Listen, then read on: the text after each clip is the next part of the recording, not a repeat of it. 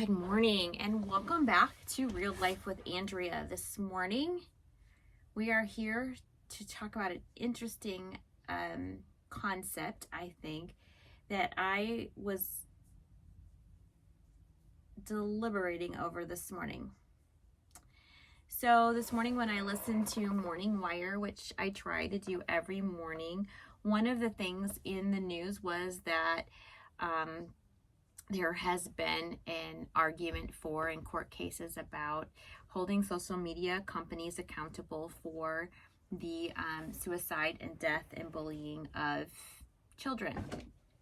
And that there are parents out there that are suing and wanting to lay the blame on the social media companies and owners for the death or mental instability of their children. What do you think about that? So I've taken a little bit to think about it. It's been about a couple of hours since I heard this headline and listened to the report. And at first I was like, it's really sad that, and I do believe that social media has definitely increased the amount of dissatisfaction in people's lives. Children especially. It has increased the ability for people to be bullies, because before you would go to school, you might be bullied at school, and you would come home, and so what? You were home and you were safe. And now you turn on your social media and the bully can get at you that way. And so people are wanting to hold these companies accountable and have them put more policies in place that protect children. And on the one hand, I think that that's a good thing. On the other hand, where are the parents? Why are the parents not getting involved before it gets to this point? One of the things that I've been thinking about is, how do I protect my children from the internet and from the things that go on there? How do I teach them, if you don't like it, or if it's not something that is benefiting you, turn it off. So my thought is that it's much like the argument that drugs killed my child. And while technically that's true, your child had to take the drugs. No one forced them to. Where were the parents? My children do not make all the right decisions.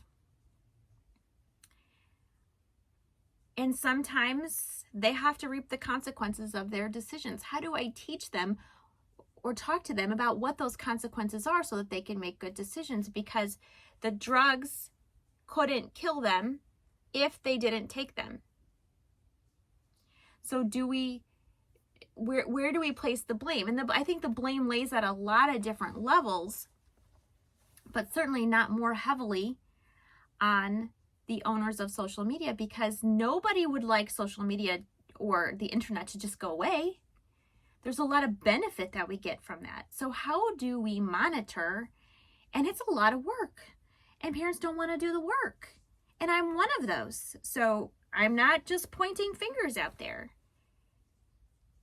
My son, my 6-year-old son, I allowed him to be on Roblox because it was easy for me. And I thought he was just playing Roblox with his sisters. Now, fortunately, he doesn't read yet. So when people chat at him, he doesn't know what it says and he doesn't respond to it. But as I begin to hear stories from my friends about Roblox specifically, but a lot of things that have that chat, and I began to look at his Roblox account and realize that people were just friending him and he didn't know what to do because he can't read it. So he has all these friends on his Roblox account. So he's playing Roblox with strangers. They're asking him all these questions, which he's not responding to because he doesn't read. But it just made me realize what a dangerous place it is out there. And that here's the reality. There are a lot of things in place to protect our children. There are. But we as parents don't want to stand up to our children and say, I'm sorry, that application says that you have to be 13, 15, 17, 18 to use it. Instead, we do the workaround as parents and we put our kids on these electronics in these spaces where these things can happen. So whose fault is it? Where does the blame lay first? Number one, I think it lays with the parents, and I'm sorry to say that, and I know that's going to come back with a lot of controversy. But our children were given to us to parent and protect. And if social media isn't the best place for our children to be, then it is our responsibility to take them off of it. It is our responsibility to start teaching them how to use it wisely and where they should and shouldn't go and what the consequences are when we go places that we shouldn't go. On the internet, physically. Would you be okay with your child? Would you tell your child that it's okay to go walk into a dangerous neighborhood that has a lot of gun violence? No, you wouldn't. You would talk to them all the reasons why they shouldn't do that. It's the same with the internet. There are good things about the internet, there are good things about social media, and there are bad. And it is our job as parents to teach and train our children how to use that tool, because it is just a tool. And people are using that tool for bad, and they are seeking out your children just the way they used to walk the neighborhood seeking out your children. The same way that those drug dealers are out there targeting your children. The internet targets your children. There are no amount of rules and regulations that can be put on the internet, and I'm not saying they shouldn't be put there, but there's no amount of those that will remove the responsibility of the parent to teach their children how to be safe on the internet. Because the more rules that they put in there, these people who want to do harm to your children are going to find a way around those rules, and they are still going to target children. There will still be children out there who are not following the rules. There will be parents out there who do the workaround for their children because they would rather let them be on social media than listen to them complain about how it's unfair that they can't be on social media. That's my soapbox. Who's to blame? The blame lays in a lot of places. But it is, I think, they had one of these tech giants apologize to the parents for what happened to their children. And while I think that that is sad, who else needs, why do they need to apologize? They have created this wonderful tool, and people are coming out there and using it for evil. It happens with everything that's created. The creator of the social media platform can only do so much. They're only responsible to do so much. You are responsible. I am responsible for teaching our children the way that they should go. We as parents want the easy way out. We want it to be easy. And again, I'm going to say I am the same way. Alexa, stop timer. I put my child often second by just allowing him to sit on electronic devices. Now, in fairness, a lot of, like I let him play too much electronics, but it's not on the internet because I think the internet is a dangerous place when you are not taught and trained. I find even with myself, do I monitor myself? If we look at things like TikTok, and now I will say this, I do think that people who are putting out images that are pornographic, which includes women who are wearing a thong, I think there are certain behaviors that in the past were considered pornographic and still really are. There's no getting around that. The word hasn't changed. They still are. That should not be on the internet. People should not be allowed to put some of the stuff that they put out on the internet because it is dangerous. And there isn't a way to monitor that so that children don't see it. I don't want to see it. But when I'm on TikTok or Facebook's not as bad, YouTube's not as bad. But on the Reels, it's always the Reels. And you're watching the Reels and something pops up and you're like, whoa, whoa, whoa. Like, you can't unsee those things. And I don't think that that stuff should be allowed on those platforms. I think that if you want to go to a platform where that stuff is there, I guess that's a whole nother ballgame, but it shouldn't be on a public platform. It shouldn't be on public TV. It shouldn't be on a public platform. It shouldn't be there. I definitely agree that there should be more monitoring around the types of content that are really unlawful. I mean, that's the whole pornography issue. I mean, that is 18 and older. So it should be only on sites that are allowed by 18 or older. And how do you monitor that? I'm not sure. But the general public should not be being exposed to those kinds of content. Vulgarity. I mean, if you're talking about creating weapons of mass destruction, I mean, there's things that shouldn't be allowed to be on there, and they're not allowed anyplace else. Why are they allowed there? However, I think that it is ultra important for us as parents to be sure that we are protecting our children, and it takes time, and it takes patience, and it takes effort. There's no quick way around it. We can put different parameters on our phones or on our internet and on all these things that only allow our children to go certain places. Our children are savvy and they learn how to work around those things, and often we don't do the monitoring. That we set it up, but we don't monitor it. So what good is it? We don't actually know what our children are doing and where they're going on a regular basis. So I hear the argument that it's just a lot of work. It is, but raising children is a lot of work. And so it's so much easier to place the blame at the feet of somebody else on why things happen to our children the way that they do. It's the same. You can't hold the school 100% accountable for why your child's not educated or why they have bad attendance. That's on me. Is my child paying attention in school? Yes, the teachers, but we're supposed to be working together as a team. And I'm supposed to be making sure that they're doing their homework. And I'm supposed to be making sure that they're studying and that they're learning. And I'm supposed to be making sure that they're in school. And I'm supposed to be feeding them. And I'm supposed, like, all the things. The teacher, we send the kid to school and then people are like, well, it's your responsibility to make sure that they do their homework. No, it's not the teacher's responsibility to make sure they're doing their homework and getting good grades. That's my responsibility as a parent. The teacher's responsibility is to teach the material, to put it out there for the child to learn. It is the child and the parent's responsibility to make sure that they learn it. That's it.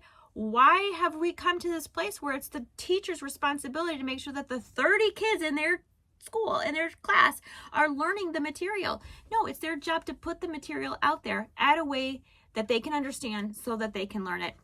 It's not their responsibility to make them learn it. That's my job as a parent.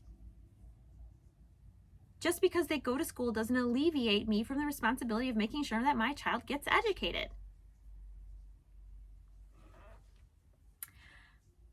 It doesn't make sense the other way. If I don't have time at home to teach my 1 or 2 or 5 children, or just make sure they do their homework, because I'm not teaching them if they go to school, I'm just making sure they do their homework. How does a teacher of 30 students, or if we're in middle school, you're talking about 6 classes with their 180 students, have time to make sure every single one of those 180 students is doing their homework and getting a good grade?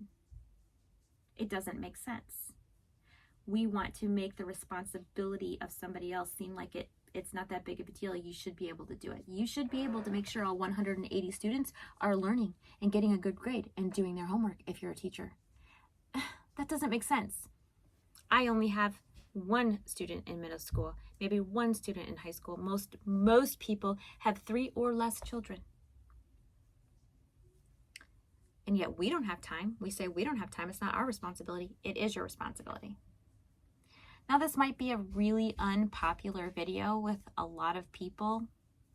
I would say if it's unpopular with you, I would just challenge you to take a minute. You can still disagree with me. Absolutely, 100%.